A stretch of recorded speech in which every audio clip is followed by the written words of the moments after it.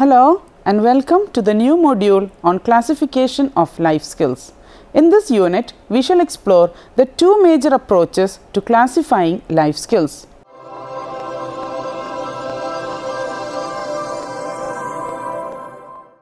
Let us begin by recalling what life skills are. As we are all aware, life skills are essentially those abilities that help promote mental well-being and competence in young people as they face the realities of life, thus empowering one to take positive action to protect themselves and promote healthy, positive social relationships. Let us now discuss about the two-way categorization of life skills. As you can see in the figure here, on the basis of nature, life skills are firstly classified as generic skills, and on the basis of application, we can classify the skills into problem-specific skills and area-specific skills. Generic skills facilitate overall development of personality. As for the application skills, on the other hand, the problem-specific skills assist in dealing with a problem situation, and area-specific skills aid in handling the different operations related with an area effectively. Let us now go through the generic life skills, also known as the core life skills.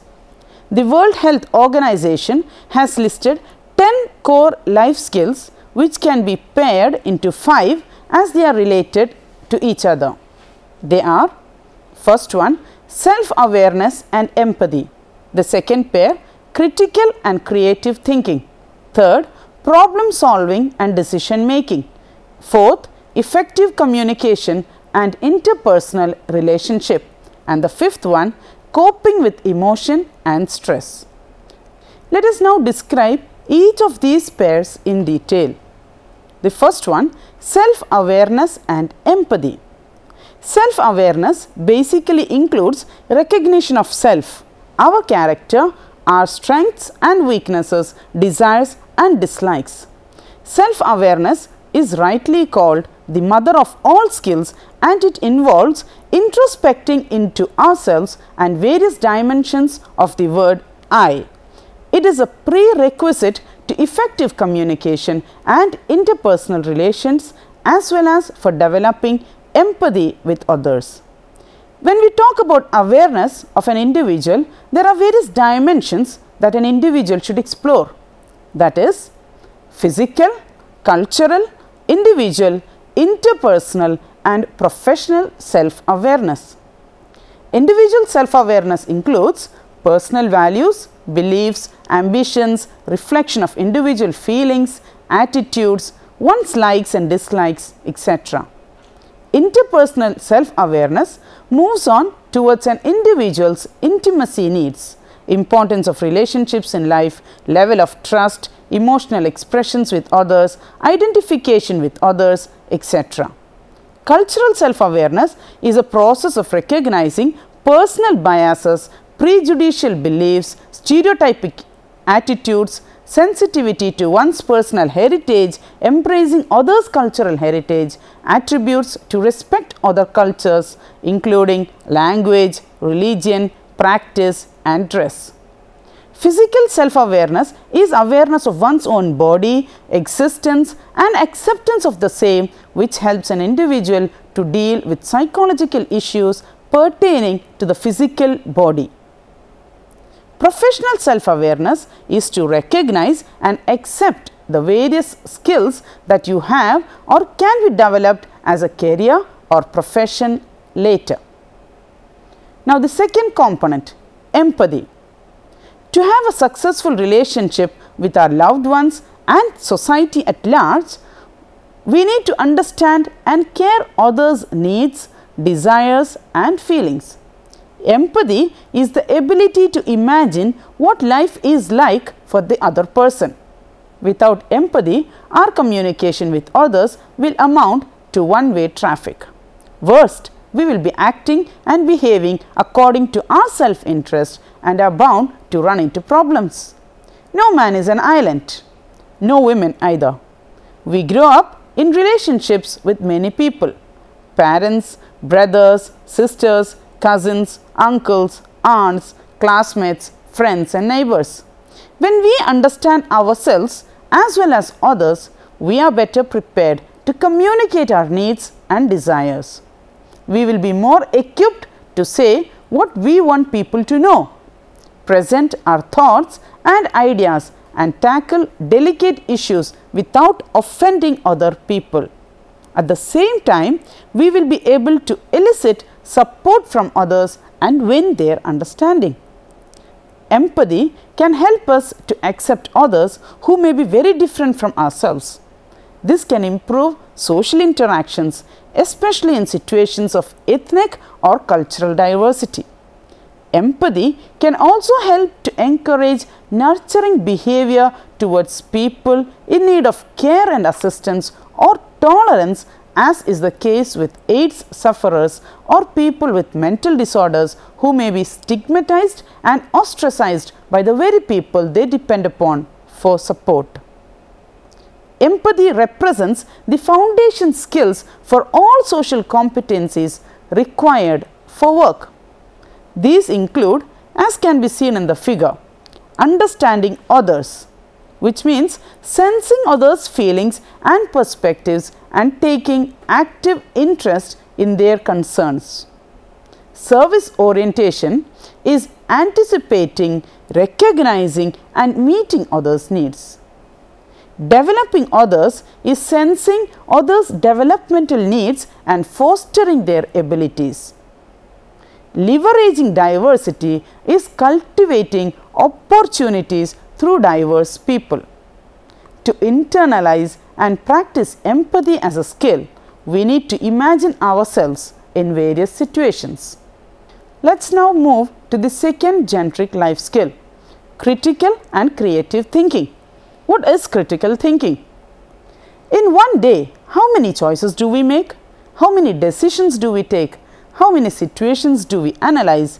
And while doing all these things, we use one important skill, that is the critical thinking skill, which stands for purposeful self-regulatory judgment, which results in interpretation, analysis, evaluation and inference, as well as explanation of the situation. The skill to think critically involves three elements: an attitude of being disposed to consider in a thoughtful way the problems and subjects that come within the range of one's experience, knowledge of the methods of logical inquiry and reasoning, and some skills in applying those methods. Once we have critically analyzed the situation, the next step is to know the options available around us, which involves the creative thinking skill in an individual. So now we shall discuss what is a creative thinking skill. Well, creativity is a novel way of seeing or doing things that is characteristic of four components: fluency, that is generating new ideas; flexibility, that is shifting perspectives easily; originality, which means conceiving of something new; and elaboration, which means building on other ideas. Graham Wells, who studied the steps involved in critical thinking, suggests 5 stages. The first one, preparation. Here, the thinker or the person formulates the problem and collects the fact and materials considered necessary for a new solution. The next, incubation. Here, some of the ideas that were incurring with solution tend to fade. In addition, the creative thinker may have experiences that provide clues to the solution. Here, the unconscious thought process is involved. Illumination. This occurs with its aha insight experience, that is, an idea for solution suddenly comes up to consciousness. Evaluation. This is the apparent solution which is tested to see if it has satisfactorily solved the problem. In case it results to be unsatisfactory, the thinker is back at the beginning of the creative process.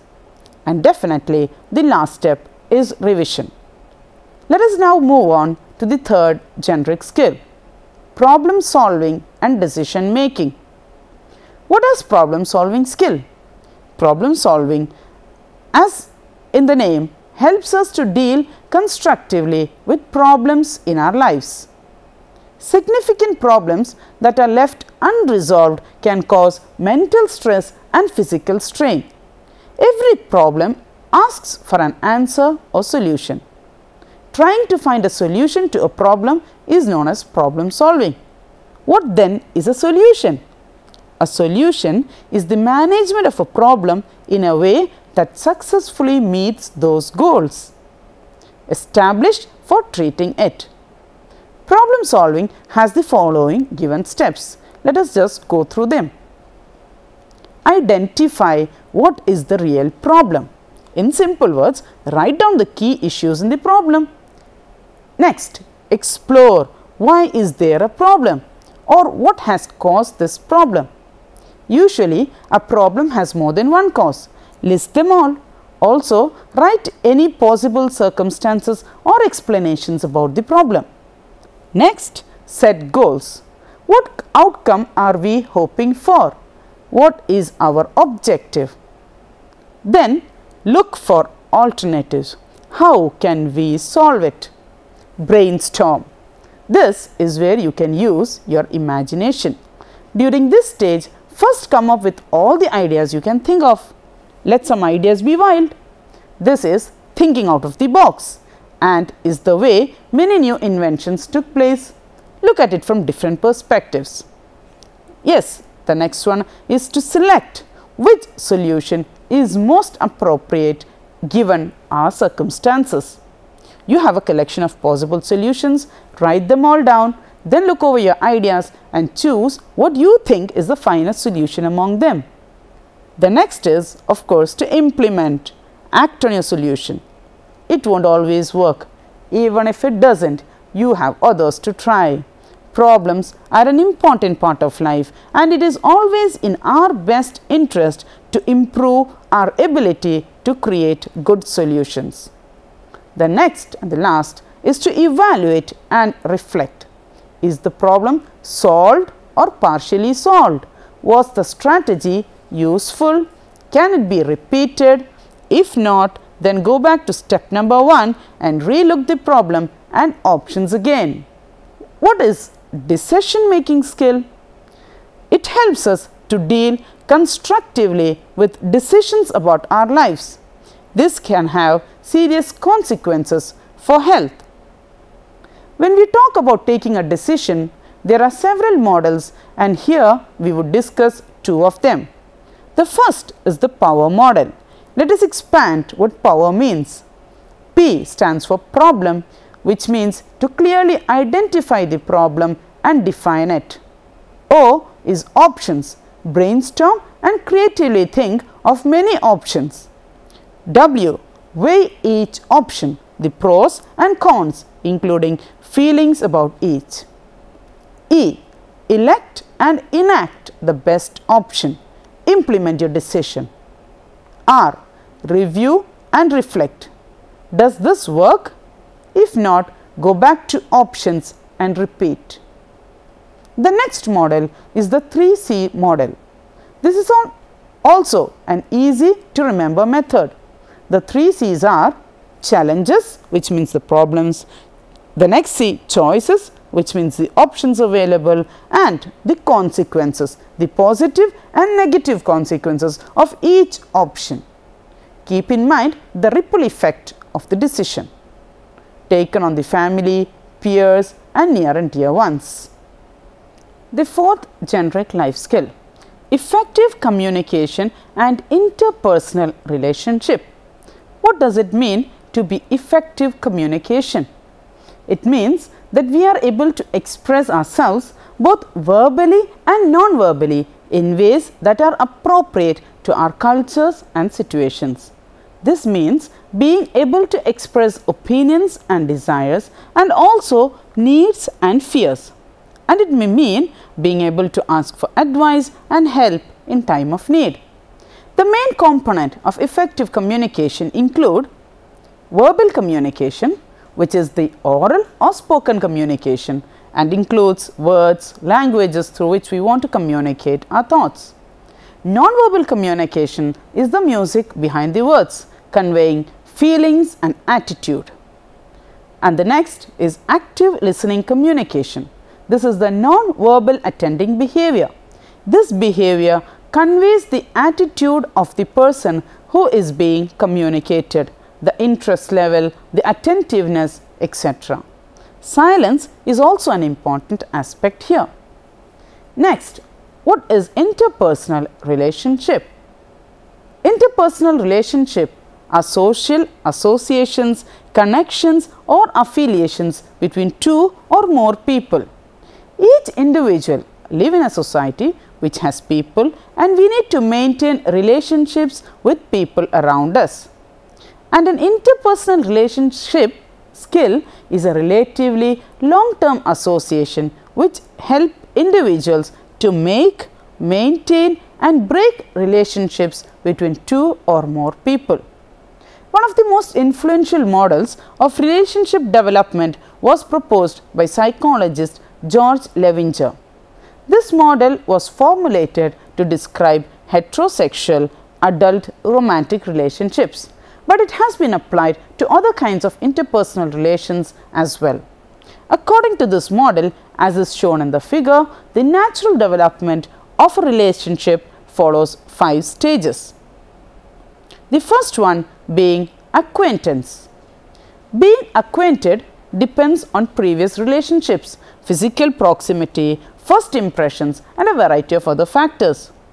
If two people begin to like each other, continued interactions may lead to the next stage, but acquaintance can continue indefinitely. The next phase is the build-up stage. Here, people begin to trust and care about each other. The need for compatibility and such filtering agents as common background and goals will influence whether or not interaction continues. The next is the continuation. This stage follows a mutual commitment to a long-term friendship, romantic relationship or marriage. It is generally a long, relative, stable period. Nevertheless, continued growth and development will occur during this time. Mutual trust is important for sustaining the relationship. The next phase is deterioration. Not all relationships deteriorate, but those that do tend to show signs of trouble. Boredom, resentment and dissatisfaction may occur, and individuals may communicate less and avoid self-disclosure. Loss of trust and betrayals may take place as the downward spiral continues. The last phase is the termination. The final stage marks the end of the relationship, either by death in the case of a healthy relationship or by separation. The next pair of generic skills are coping with emotion and stress. Coping with emotion is a life skill which is extremely important for living successful and healthy life. All human beings have emotional, that is normal, but one has to know when and how to express these emotions and how to cope with them. Emotional factors in mental well-being is a wonderful barometer of our well-being. When we are not caught up in negative thinking, our feelings remain positive and we feel joyful, loving and peaceful. When we are feeling fearful, angry or depressed, it is a sure sign that our thoughts have become negative and dysfunctional. Developing this awareness and making the decision to eliminate negative thinking can be dramatically life-changing. Alter your own brain chemistry with thoughts of appreciation, gratitude, joy and love. Emotions can then be grouped into positive and negative emotions. Positive emotions like joy and love make us feel good. They also broaden our outlook, thinking and actions. They build our personal resources and make us energetic, thus improving our long-term health and well-being. Negative emotions like anger, guilt, sorrow act like brakes, but they can also alert us to problems and trigger the process of learning new things. They can motivate us inform us and help us to learn. At times, a so-called negative emotion is also helpful depending on whether we know how to use it as a tool or get immobilized by it ourselves. A range of positive and negative feelings are shown in the table here, ranging in intensity as mild, moderate, strong and intense to help you sort out your emotions. Try to increase the quantity of positive emotions and hence reduce negative emotions. The next is coping with stress. Mental health relies on neurotransmitters and hormones being produced, utilized and metabolized properly. Hormones and neurotransmitters govern our moods, emotions, behavior and sleep patterns, as well as every aspect of our physical health. Stress resulting from false beliefs causes imbalances of hormones and neurotransmitters. The diminished availability of just one neurotransmitter or a disruption in its path can adversely affect every aspect of life and health. Stress is an internal process that occurs when a person is faced with a demand that is perceived to exceed the resources available to effectively respond to it, and where failure to effectively deal with the demand has important undesirable consequences. Some of the common symptoms of stress are detailed here. Look at the physical stresses: headache, change in sleep pattern, change in appetite, stomach pain, vomiting, loose motion, grinding of teeth, dry mouth and throat, sudden gain or hair or loss in weight, reduced sex drive. Some of the common symptoms of mental stress are seen as absent-mindedness, poor concentration, poor memory, reduced output, repeated errors, mental block, poor performance, reduced creativity and poor judgment. And what about the behavioral symptoms of stress? Irritability, anxiety, angry, cries easily, withdrawal, depressed, jealousy, restlessness and substance abuse. Let us now talk about the application-oriented life skills. Application-oriented categorization of life skills are based on abilities that are used by individuals to face the challenges of everyday life. We need an appropriate combination of life skills mainly in two situations: problem-specific skills and area-specific skills. Let us now go into the details of these. Problem-specific skills. The skill that we need to imbibe to settle problems is called problem-specific skills. They are classified into three: peer pressure and peer influence, alcoholism and drug abuse. What is peer pressure and peer influence? Peer pressure or social pressure is the direct influence on people by peers or the effect on an individual who gets encouraged to follow their peers by changing their attitudes, values or behaviors to conform to those of the influencing group or individual.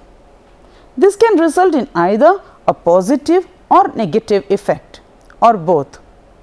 Social groups affected include both membership groups in which individuals are formally members, such as in political parties and trade unions, and cliques in which membership is not clearly defined.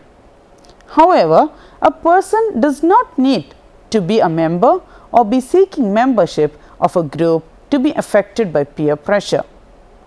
Peer pressure can decrease one's confidence. It can affect the lives of the students drastically. Yet another problem is alcoholism. Alcoholism is the most severe form of alcohol abuse and involves the inability to manage drinking habits.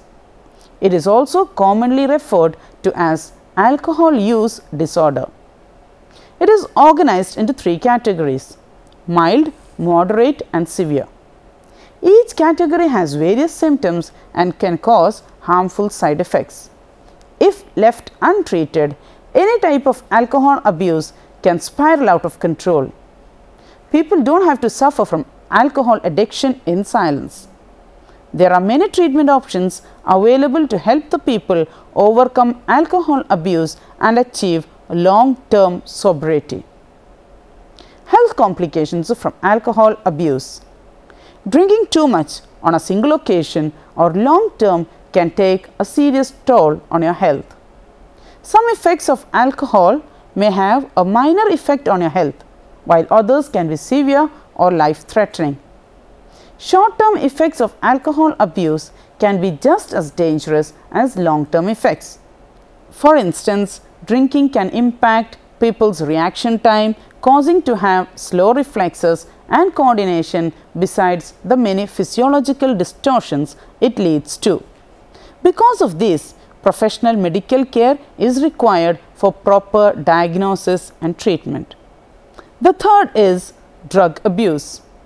Drug abuse or substance abuse refers to the use of certain chemicals for the purpose of creating pleasurable effects on the brain.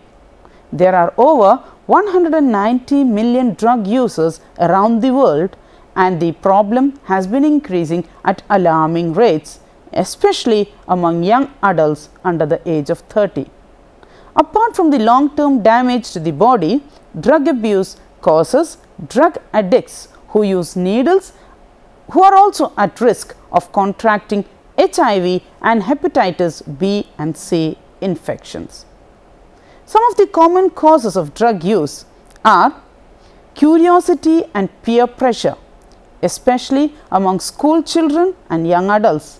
The use of prescription drugs that were originally intended to target pain relief may have turned into recreational use and become addictive.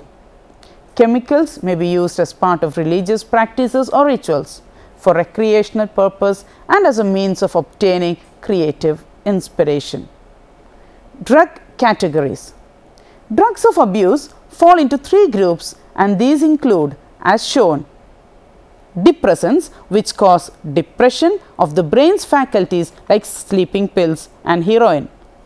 Stimulants cause stimulation of the brain, giving rise to alertness and increased bursts of activity, including rapid heart rate, dilated pupils, raised blood pressure, nausea or vomiting, and behavioral changes such as agitation, and in severe cases delusional psychosis may occur with the use of cocaine and amphetamines. Hallucinogens cause hallucinations, which is an out of this world feeling of dissociation from oneself, accompanied by distorted sensory perception, delusion, paranoia, and even depression. Let us now look at the area specific skills. The skill that we need to imbibe to improve our performance in a specified area is called area specific skills, and they are classified into three. The first, healthy lifestyle. Next, career, coping with suicidal decision. Let us now look into the details of each. Healthy lifestyle. A healthy lifestyle is one which helps to keep and improve people's health and well-being. Many governments and non-governmental organizations work at promoting healthy lifestyles. They measure the benefits with critical health numbers, including weight, blood sugar, blood pressure, and blood cholesterol. Healthy living is a lifelong effect. The ways to being healthy include healthy eating, physical activities, maintaining personal hygiene, weight management, stress management, healthy social and emotional relationship, and so on. Good health allows people to do many things. What about career? For many people, career means the part of life that is concerned with employment. From an occupational standpoint, it means the sum total of the various jobs people may hold during their lifetime. However, these definitions do not fully capture the meaning of career. Career, in a broader, more life-encompassing way, may be defined as the sum total of decisions that direct educational, social, economic, political, and spiritual endeavors and reflect the unique personality characteristics and basic life values. Then, what is career decision making? Appropriate career decision making can be defined as the ongoing lifelong process of making choices that complement your personal attributes and help you to realize your basic life values. It should definitely be made with great care, for they will significantly influence your direction, personal satisfaction and fulfillment in life. Is career development different for an older person than for a younger one? While the basics of career development, that is self-assessment, decision-making, occupational awareness, exploration and implementation are the same regardless of age, except that variations in maturity and life experiences necessitate different approaches. What then is career success? Career success is an individualized term. For some, career success is measured by financial and material accumulation. Others base career success on recognition and popularity. Still others believe that real career success comes only through helping others or making a contribution to society. Career success can come when people achieve inner satisfaction through the continuing realization of one's deepest and most cherished life values in every major endeavor, be it home, work, school and leisure. Opportunity and inspiration to use and develop current and desired skills, and excitement about past, current and future achievements. And the next problem is coping with suicidal decision. Suicide attempters' failure to resist framing may reflect their inability to consider a decision from an objective standpoint in a crisis. Low lethality attempters' failure to resist sunk cost may reflect the tendency to confuse past and future cause of their behavior, lowering the threshold for acting on suicidal thoughts. Let us now summarize what we have discussed so far. It is true that life skills are the necessary abilities which help to promote mental well-being and competence in the individuals to confront the challenging realities of life. To understand it in a deeper manner, we have been discussing the different categorization of life skills on the basis of its nature and secondly on the basis of its application in various life situations. On the basis of nature, life skills are classified as generic skills, and on the basis of application, we can classify them into problem-specific skills and area-specific skills. We know that these types of skills are required for the overall development of the personality and to be successful in dealing with a problem situation. Thank you for watching this program. Have a nice day.